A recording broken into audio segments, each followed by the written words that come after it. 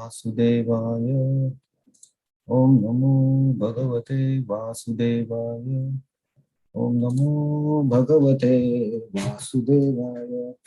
Om Vishnupadaya Krishna Krishnaya Bhutale Srimate Bhakti Vedanta Swami Dinamine Namaste Saraswati Devi Gauravani Pracharine Nirvishesha Shunyavadi Pashatari Satarine Jai Sri Krishna Chaitanya Prabhu Nityananda Shri Advaita Gadadhar Shivasadi Gauravata Hare Krishna Krishna Krishna Hare Hare Hare Rama Ram Ram Hare Hare Mukam Karati Vacharam Pandam Yat Kripa Tamaham Vande Shri Guru Ninatarine.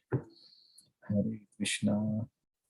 So today we'll see verse number 7 of chapter 10, Vibhuti Yoga.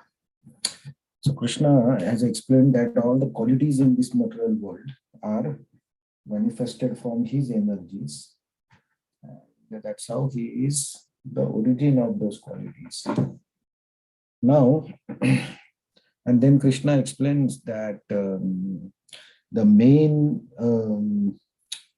creators or progenitors of the mankind, like Brahma, and then 7 sages, and then the 4 Kumaras, and Rudra, all they come from his mind, and Manus also are created by him. So that covers all the creation actually. So now Krishna will explain, okay, what happens if you know his opulence. So that he explains in this verse. Let us see this verse. Etam vibhutim yogam cha. Etam vibhutim yogam cha. Mam yo veti tattvataha. Mama yo vetti tattvataha. So vikalpena yogena. So vikalpena yogena. Yujyate natra samshaya. Yujyate natra samshayah. Etam vibhutim yogam cha. Etam vibhutim yogam cha. Mam yo veti tattvata. Mama yo vetti tattvataha. So vikalpena yogena. So vikalpena yogena. Yujyate natra samshaya. Yujyate natra samshayah. Please chant. Etam vibhutim yogam cha. Mama yo vetti tattvataha. So vikalpena yogena. Yujyate natra samshayah. Itam vibhutim yogam cha mama yo vetti tattvata so vikalpena yogena yujyate natra samsaya. Okay. So translation and purport. One who factually convinced of this opulence and mystic power of mind engages in unalloyed devotional service. Of this there is no doubt. Purport. The highest summit of spiritual perfection is knowledge of the Supreme Personality of Godhead. Unless one is firmly convinced of the different opulences of the Supreme Lord, he cannot engage in devotional service. Generally, people know that God is great, but they do not know in detail how God is great. Here are the details. If one knows factually how God is great, then naturally he becomes a surrendered soul, engages himself in devotional service of the Lord. When one is factually knows the opulences of the Supreme, there is no alternative but to surrender to Him. This factual knowledge can be known from the descriptions in Srimad Bhagavatam and Bhagavad Gita and similar literatures. In the administration of the universe, there are many demigods distributed throughout the planetary system, and the chief of them is Brahma, Lord Shiva, and the 4 great Kumaras and the other patriarchs. There are many forefathers of population of the universe, and all of them are born of the Supreme Lord Krishna. The Supreme Personality of Godhead Krishna is the original forefather of all the forefathers. These are some of the opulences of Supreme Lord. When one is firmly convinced of them, he accepts Krishna with great faith. and without any doubt he engages in devotional service. All this particular knowledge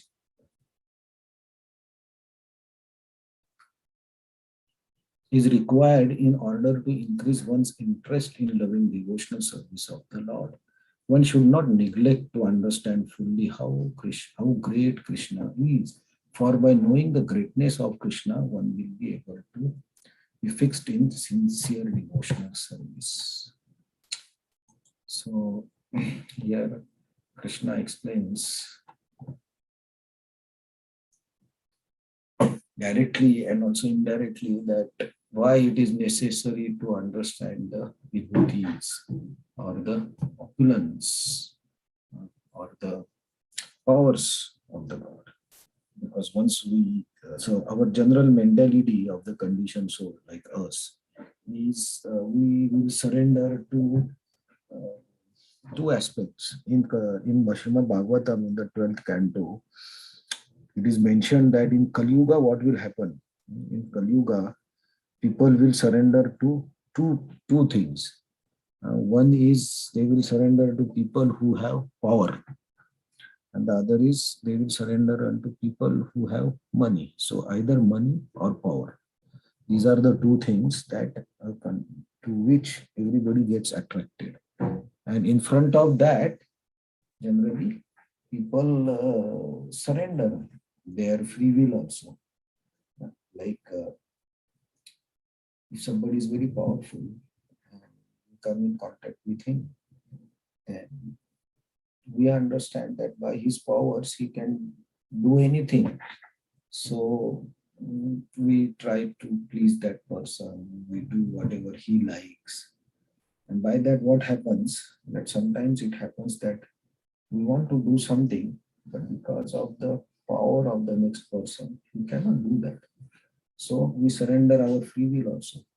So that is the general tendency of people in the Kali Yuga. Right? That is how people will operate in Kali Yuga. But a true person or a true devotee who understands that who is the most powerful, who is the most opulent, who is the most rich person. So that person will surrender to the most powerful, most beautiful, most rich person. So Krishna is telling that that's why you should understand my opulence. Once you understand my opulence, once the person understands or he reads the opulences of Krishna, then the faith of that particular person becomes very strong. And the faith becomes strong, and that person also has knowledge of the Bhakti Yoga, like Shravanam, Kirtanam, Vishnu Smaranam, Pradasevanam, Archanam, Vardanam, Dasam, Atmanivedanam. They understand these 9 processes, and they also understand the super excellent powers of Krishna. Then they completely surrender to Krishna and they say like, oh, this is the most powerful person, most beautiful, most everything. So why I will surrender to any other person? I will surrender to the topmost authority. And then they surrender to Krishna. So vikalpena yogena yujyate natra samshaya. So they start devotional service without any division, without any other points, without any other attraction. They start completely the devotional service, and by that they will come to me, they go to Krishna, and there is no samshaya, and there is no doubt about this. So Krishna here again gives a assurance. So previously Krishna had told Arjuna that you declare that my devotee will never perish. And Krishna himself is giving guarantee that a person who understands my opulence and who understands me, how you can come to me by Bhakti Yoga, like in the last chapter, that person is my devotee and they will come to me. So it's a very gross example maybe, but you see, if I have a friend, okay, and I'm very friendly with him, I'm very close to him, and we joke and we fight, everything we do together. But some one day I come to know that that person is actually the uh, son of Prime Minister, for example. Then I feel very surprised. Oh my God, this person is such a big person and I'm very friendly with him. But our relationship with that person is not based on the power. Our relationship with him is based on the love or friendship. So even if we understand the opulences of Krishna, we still love Krishna. For what? For his reciprocation with the devotee. That is what we say devotional service. We want to serve, but serve with love. Some people, of course, serve with, because he is a God, we should serve him. That mood also is there. But if we say in Vrindavan, everybody serves Krishna with love. So there the bhakti part is much higher. If we see in Dwarka, in these areas, the reverence is more prominent. So Krishna is king of Dwarka. So everybody looks at him as king. And they respect him as a king. The wives of Krishna in Dwarka also respect him as king of Dwarka. And their husband was some great personality. But if we go to Vrindavan, they don't, even if Krishna does so many pastimes in Vrindavan, they don't see Krishna as the God or as the Lord of something. They just think him as his friend or his lover or his son. So that is love. That is worshipping with love. So that is what the goal is, to develop love for Krishna. And to develop that love, we have to understand Krishna's position. So Srila Prabhupada mentions that when we understand the real position of Krishna, then our trust and our faith and our surrender also increases. And the person who has such a surrender and such devotion, and he also has knowledge of bhakti, then that person is going to give all his mind, body, soul, actions to Krishna, and then he's going to reach to the supreme destinations. So Krishna here tells why it is important to understand his energies or his powers or his affluence. And so sometimes people say like why Krishna is telling about himself, how he is, what is his opulence. If he is God, it's not required to tell. But he's telling for our benefit. The first shloka says Krishna, sorry, Arjuna, I will tell you more details for your benefit. It's not for Krishna. Krishna already told in the third chapter that I don't need anything. I don't have to obtain anything from this material world, but still I do my duty. Right? So you don't need anything. So this Krishna is telling for our benefit, for Arjuna's benefit, and by benefiting Arjuna, he's benefiting all of us. Right? So Krishna is so kind that even if some people will criticize him for his talk or for his actions, he still does that so that his devotees who are sincere, they will come close to him. So that is why we say Krishna is all merciful and he loves his devotees and he can do anything for his devotees, like he becomes charioteer for Arjuna. So now in the next four shlokas are actually called the Chatur Shloki.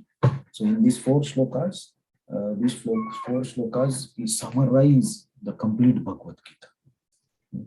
So like in Bhagavatam also we have Chatushloki Bhagavatam that was told to Brahma. So all the essence of all the Bhagavatam is in those four shlokas. Similarly, all the essence of Bhagavad Gita is in next four shlokas, which are very important shlokas. So now a person who understands the opulences of Krishna, that is explained, and he's going to give more knowledge about the opulences because he told something in the 7th chapter. Now he will go in further details. He told, in the first shloka, I told I will give you more knowledge and that will help you. So there he will tell about more vibhutis or opulences. But before that, he will tell how my devotees who are in this stage, so vikalpena yogena, in this stage, who are from faith, who are developed from faith, and veti tattvata, who understand me in tattva, who understand me in reality, how these people actually develop their bhakti, uh, by which they attain the ultimate. So that Krishna will tell in the next 4 shlokas. So we'll see, continue to see tomorrow. Hare Krishna, thank you very much.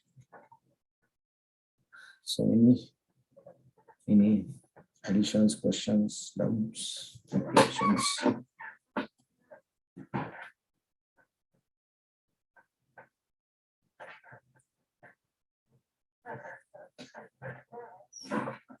Okay, Hare Krishna, thank you very much. We'll see you tomorrow.